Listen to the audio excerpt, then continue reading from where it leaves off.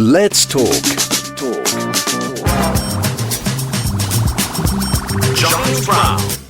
You're listening to Giles Brown on Talk Radio Europe, your voice in Spain. The Living Medicine is a fascinating and dramatic story of a forgotten life-saving cure to conquer deadly bacterial infection. It is a new book by Lina Zeldovich. I'm delighted to say that Lina joins us live on the line this morning. Lina, good morning to you. Good morning to you too. Thanks for joining me. Whereabouts are you this morning? Where do we find you this morning? I am in New York. That's where I live. That's a very lovely place in the world to be. Now, this is a story of which I know very little about. What are, and am I pronouncing this correctly, bacteriophages? Is that correct almost? Yeah, that's correct. Bacteriophages, yeah, either one works. Okay, so what is a bacteriophage then? A bacteriophage is a virus. And generally, when we hear the word virus, we think of something really bad like COVID. But not all viruses are bad. Bacteriophages are particularly good for us humans because they fight bacteria only and they kill bacteria only. Their biological machinery doesn't match our biological machinery, so they're harmless to us completely. Okay, fair enough. And so the book is called The Living Medicine. These presumably are these man-made, or have they developed naturally over the years? They developed naturally over the years, and in fact, they precede humans by probably millions of years. The bacteriophages evolved alongside bacteria, and it's kind of an evolutionary race. You know, phages evolve to affect bacteria evolves to dodge phages, they evolve again, and they sort of in this evolutionary race for years and years. So this story, or if you like, they are discovered by scientists in 1917. An interesting year, 1917. We've got World War I going at full steam. You've got the Russian Revolution, of course. So, is this a mixture of scientists? Is it one specific nation who discover the bacteriophages? Well, how does it happen? So it's a really interesting thing how it happened. So there were two different scientists working kind of two different places on the planet. One was French in Paris and one was Georgian, as in Georgia, the country, working in Tbilisi. And they both stumbled on a weird phenomenon that they couldn't see. The microscopes were not strong enough to see it. But they noticed that in some cases, bacteria disappear from their samples and you can't find them anymore. So eventually they met. A couple of years later, they met and they started working together. And what they hypothesized was that there is a different agent that they can't see, smaller than bacteria, that is killing this bacteria. And they realized that it can be used as medicine way before antibiotics were discovered. So they've stumbled on something which they didn't know existed before, but has the possibility to have a huge impact on the way that disease is treated. Obviously, wounds are treated, and this must have quite a huge effect. Absolutely. And so the plans were to use bacteriophages to fight infectious disease, again, way before antibiotics were discovered. But for various reasons, political, geographical, wars, persecution, all kinds of things, that took a really long time to kind of come out into the world, into the broader knowledge. So I can imagine. So it's just the First World War has ended. We have this new, if you like, wonder phage that is helping change medicine. Now in the West, I imagine the Americans, the French will be working on this without much political interference. However, in Tbilisi, which has now become part of the Soviet Union, which is now part of under the role of Stalin is notoriously paranoid about everything, and particularly independent science. That is true. He's also particularly paranoid about people who think differently, and scientists fit right in. And quite often, they share their opinion, very loudly and very openly. And that is what happened to the Georgian scientist, Georgi Eliava. He was known for being very open-minded and very free thinker, and he spoke his mind. So these two collaborators were actually starting to build a bacteriophage center where they hope to turn into this kind of like a center point for treating infectious disease. And they even had approvals to, build the center. And nonetheless, it still didn't save him. He was arrested and tortured and eventually killed, and his whole family was destroyed.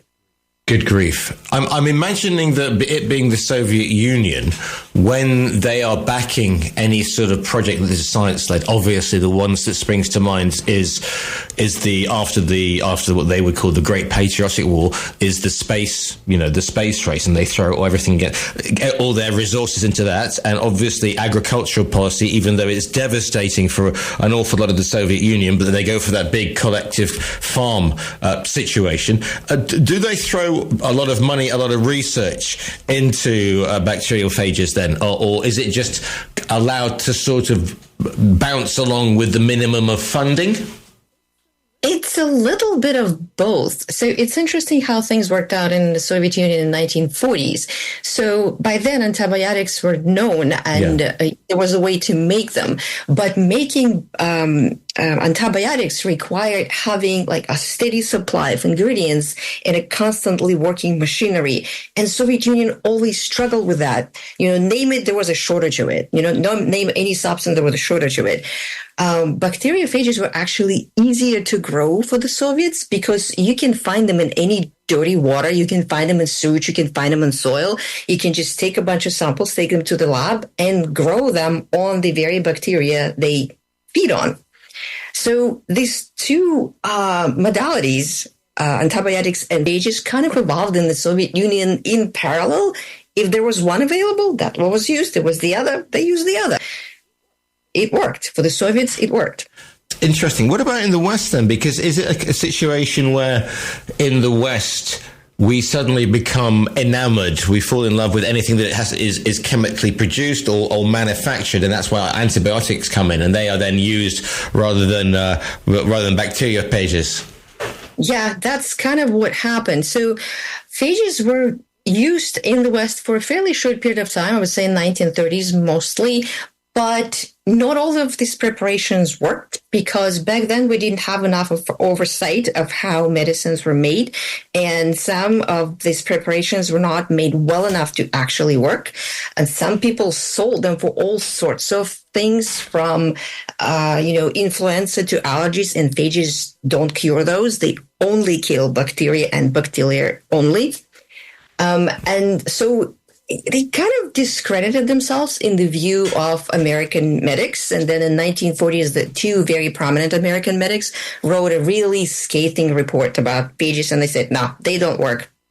Forget about that. What? How do phages have to be kept? I mean, is it the sort of thing that you can sort of carry around? I'm thinking Second World War. Just after then, you'd be carrying them. If you were in the military, if you're a medic, you obviously have antibiotics with you. You could use them very quickly. Do bacteriophages have to be kept at a certain temperature? Are they portable? Are they usable like that? So they can be portable. During World War II, soldiers would carry them in like tiny little bottles or ampoules. Right. And they could just, crack one open and, drink or use it on, put them on the wounds. But I think now we can also make them in pills. I don't think it was possible to make them in pills back then. With antibiotics, it was possible to make them in pills, dry form, put them on the shelf. They had longer shelf lives. So when antibiotics came along, they completely pushed phages out of, into the scientific obscurity, basically. Right. Okay. So, but what we're looking at, of course, with antibiotics as well in the West, once, and here is a word which will trigger a lot of people, big pharma gets involved. Obviously, it is easier to manufacture on an industrial scale, and that can be one of the reasons that, because people at that point in the 40s, 50s, and 60s, they have this big belief that everything can be cured in a pill. That's actually exactly what happened. And antibiotics kind of helped create this infatuations because not only they cured a disease, but they also helped make agricultural animals grow faster and fatter. And back then, people thought it was a good thing. More food, easier, better. Yeah. So, what led you to write this book, this history with its colourful characters, and it's a forgotten history?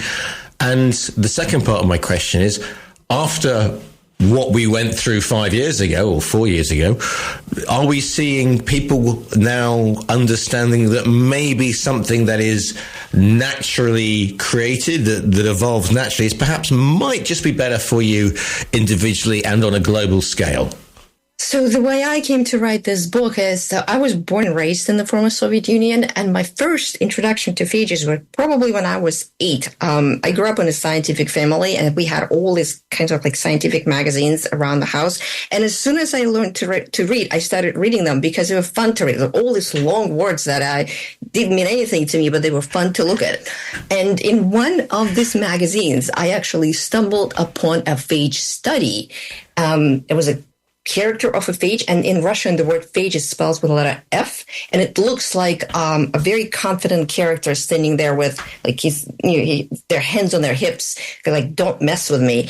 And the study was about treating children with phages for dysentery, which I was personally acquainted with because we had outbreaks a couple of years in a row. Right. And I knew that dysentery was treated with antibiotics. But phages was something new and interesting, and I liked this whole concept so much that I brought a bunch of colored pencils and turned this magazine into a coloring book.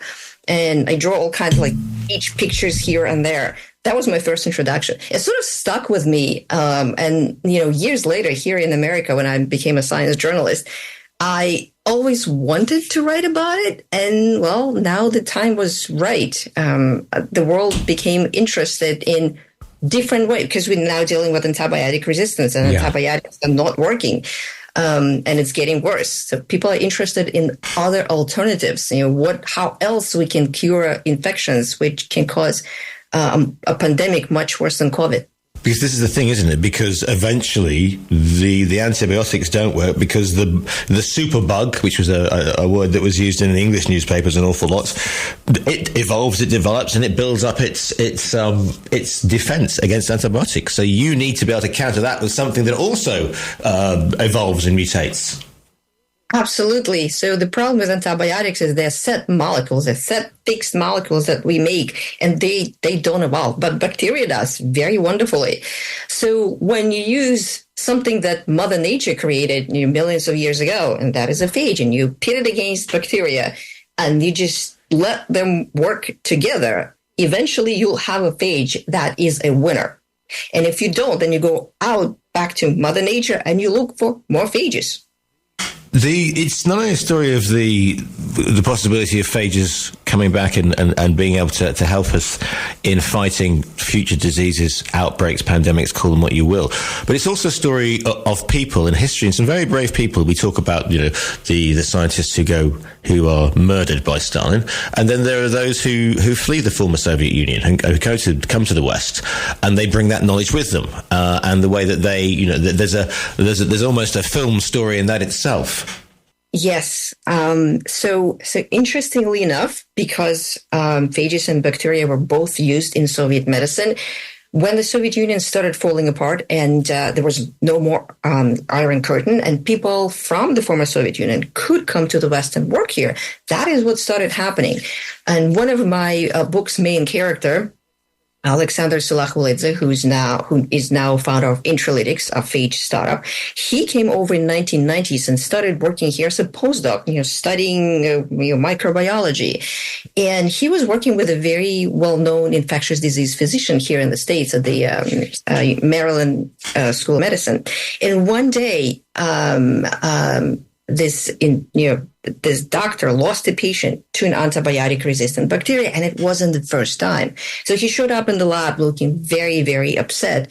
And, the Georgian scientist asked him what happened. And he said, my patient just died and antibiotics didn't work. I don't know how to treat these infections now. And the Georgian scientist said, and the phage didn't work either? And that was kind of a moment of reckoning for him, that in the United States, one of the most technologically and medically advanced country, a person just died from something that could be cured in his hometown. And he kind of made it his life mission to change that. How difficult is it to convince the scientific establishment in the West?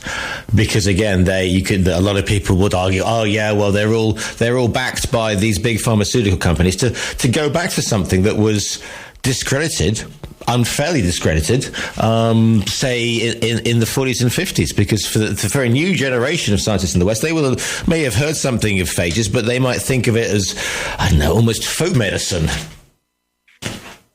Well, I would just say approximately that took about quarter of a century. Right. Just to put the number in perspective. I mean, there were a lot of good reasons for that. The FDA and the NIH, our medical institutions and research institutions here are here to make sure that medicines that are put on the market do what they're supposed to do and they're safe. And yes, phages had such a bad reputation, and it took a long time to break through this reputation in a little piece by piece. The very first phage preparations that were green-lighted by the FDA were actually not medicine, but rather food safety sprays, because they work really well on foodborne bacteria like Listeria or Salmonella. And so those were the first ones that this Georgian scientist was able to get approved. And then he kept working. And then we had sort of like the perfect storm here in the States. I don't know if this book is known in England, but Stephanie Strasdy was the person who wrote it. Her husband almost died from an antibiotic-resistant bacteria. But because she was a scientist herself, she managed to save him with phages by working with different labs and also U.S. Navy. And they were the very first people to get kind of a one-off permission from the FDA to use phages as experimental medicine. And it worked, and it literally brought him from the brink of death. That kind of changed things. So what is the future for phages then? Are we going to see people? Are we going to see? Do you think they will be more regularly accepted? Do you think people won't have the same resistance in terms of, I don't want to take this because I don't know what's in it, which we saw with various vaccines or various antibiotics before as well, because it's something they don't know what they're dealing with. And do you think people might be more accepting to take a phage which is a natural occurrence?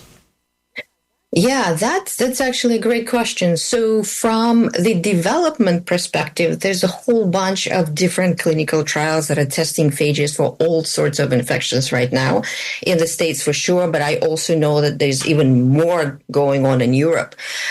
In terms of whether people will be more, your average person will be more accepting of phages or not, there's actually so much of the push is coming from the patient community themselves, because people who've tried all sorts of antibiotics and they still can't get over their chronic infections, they are themselves looking for alternatives, and they are finding these alternatives in phages.